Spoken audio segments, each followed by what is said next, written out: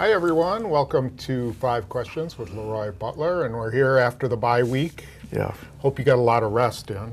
I always get rest. Probably needed it. Yeah, I always get rest. Huh? I always get rest. Oh, good. I got a 2-year-old, so trust me. Good, I'm glad you got rested up, got treatment, all that kind of You know, it also gives you a chance, Tom, to look at the entire NFL, the scope of it, Right. in the NFC and the AFC. And although Miami lost, so the numbers of teams undefeated are dwindling down, but there also is some shocking teams that are 0-4, like the Giants. Yeah. And it makes you look closer in the division because Chicago lost. Yeah, well, let's So- talk about that. But you got 3-1 Chicago, 3-1 Detroit, Yeah. and 1-2 Green Bay. Right. You know, and so once again, like last year, the Packers are playing from behind. You know, they're going to have to play catch up. What's how much margin of error do you leave yourself when you're 1-2 versus 3-1? You got to make up 2 games now. No question, and these division games are very important, Tom, because every time you lose in the division, it's more hurtful than the conference. Because if you're Detroit right now, you haven't won there since 1991. You got to figure, sooner or later you're going to break that streak. And this is the game that Detroit had circled. And they're saying we have some missing pieces that we plugged in that we feel they can win this game. If you're the Packers, going 1-3 is unacceptable. But I hate to say must-win games, but this would fall under that category because if you would lose to them going 1-3 and they're 4-1, it'd be tough to even think about winning the division. But anything can happen. Yeah. Well, the thing is, Detroit ended a long streak of never winning at Washington. They went at That's Washington. True. Then they beat the Bears at home. The Cutler had, they beat him up in Detroit. And then now their goal is to finally win in Wisconsin. So, this is a team that could be, knocking down some barriers. Well, getting answer from Brigham Young on defense was a direct correlation to building the front four to stop Aaron Rodgers. You got Nick Fairley, you got Dominic Sue, and you got some other young guys rotating in, but Reggie Bush was brought in as a missing piece. They've never really had a running game since Barry Sanders. Yeah. You brought him in as a dual threat, and we're going to talk a little bit more about that at X and O's. But those are the pieces they thought they need to maybe compete with the Green Bay Packers. Because think about they getting the Matt Flynn game. Matt Flynn had 480 yards, and Matthew Stafford, who's on my fantasy team, by the way, had over 500 yards of passing. So they felt like they could score.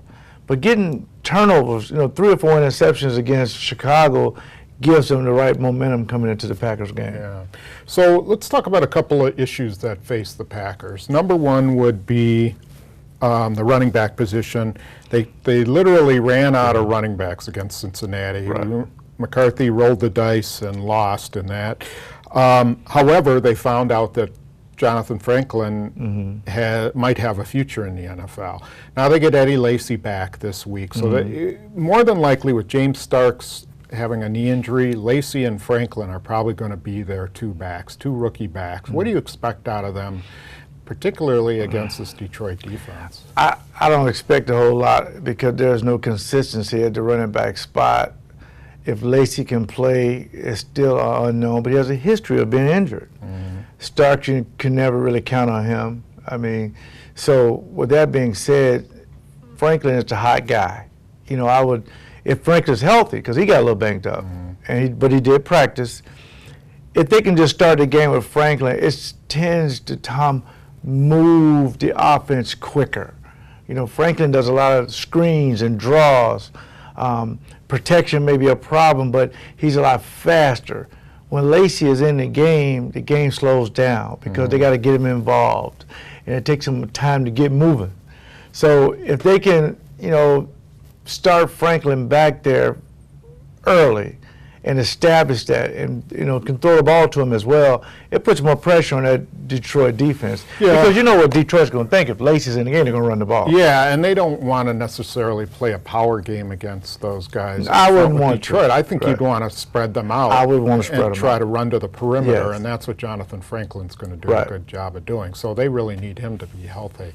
Another big decision they have to make, or a big decision they have to make this week, is who's going to return for them. Yeah. And their return game has been awful. Yeah. They rank 32nd in the league, dead last in Yeah. kickoff return average, and 31st in average drive start at a 19.1 yard line. Their punt returns have been okay, but they've only returned 3. So what do? Do you just go to Randall Cobb and risk that you're going to, put your leading receiver as your returner? Well, seeing that it's a zero tolerance for Jeremy Ross, if you make a mistake, they're going to cut you. It will send a message that we have to improve. If you really want to improve, then 18 has to be your return guy. Okay. Because you don't have anybody on this roster that can do it. Franklin would be the obvious choice. As a kick returner. As a kick returner. Right. But as a punt returner, you got to just let your most dangerous guy touch the ball as many times as possible. And don't worry about the injury part. It's a part of the game. And then people say, well, you don't want to expose him. He was drafted, Tom, as a return guy.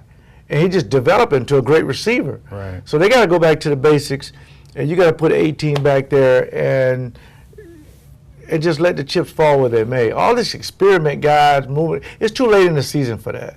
So, they thought Ross could do it, and to release him was very reactionary, just one of these, we got to do something. Yeah. So no one's on this roster obviously capable enough to doing it. You can't have trials in the middle of the season. So with that being said, we just got to put him back there and see what happens. So he signed this guy, Reggie Dunn, who's to their practice squad, who you go back and look at Utah, and he had 4 100-yard kickoff returns last year.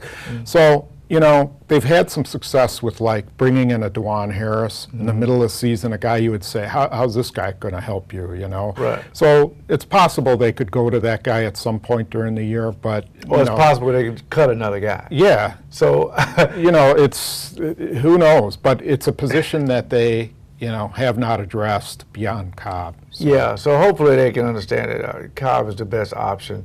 All this trial stuff is over with. I mean, if you think about winning the Super Bowls, you got to put a guy back there that is going to catch the ball, make great decisions. Yeah. And again, you talked about the average where you start from. If you start from the 19-yard line, that's a long way to go. And I know people saying, well, if you got Aaron Rodgers, you have a chance. They saw that happen in Cincinnati. You can't put all the pressure on 12. Right. He has to have help, at least starting by the 30. Okay. We all know that, the Packers have had trouble with big-time receivers. They did a pretty good job on A.J. Green for the most last part they week, did. but, the one touchdown hurt them. Now comes Calvin Johnson. Now they've had mixed results. They've done a good job. They've matched up Tramon Williams. Calvin Johnson had one really big game, and that was the game you were referring to earlier. How much attention do you pay to him, and do you match up with him? Well, seeing that he's probably the number one target receiver, he's going to get 12 targets in this particular game.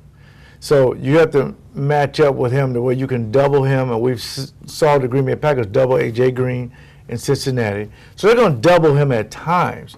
But for you to get after the quarterback, he's going to be man-to-man. So you just got to have bigger guys out there. So you may see 31 out there on him at times for the double from a safety. That way Tramon can go after the quarterback in the slot position and just mix it up a little bit. But as we all know, Matthew Stafford will throw the football to him whether he's covered or not. So you just have to go up and make plays. And I think that's a good thing that Chicago did. He had 4 catches, 44 yards, and 1 touchdown.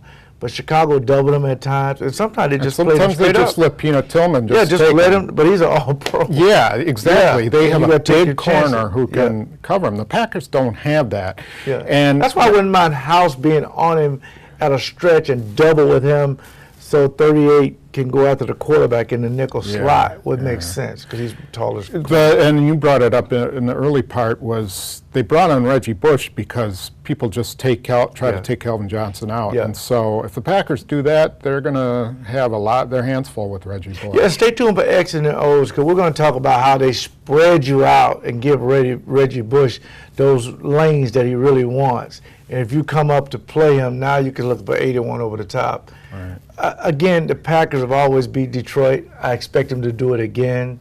The Detroit secondary is not very good, but at times they play, pretty good. So it's up to the Packers to understand that 2-2 will be this first quarter, because they separate into quarters.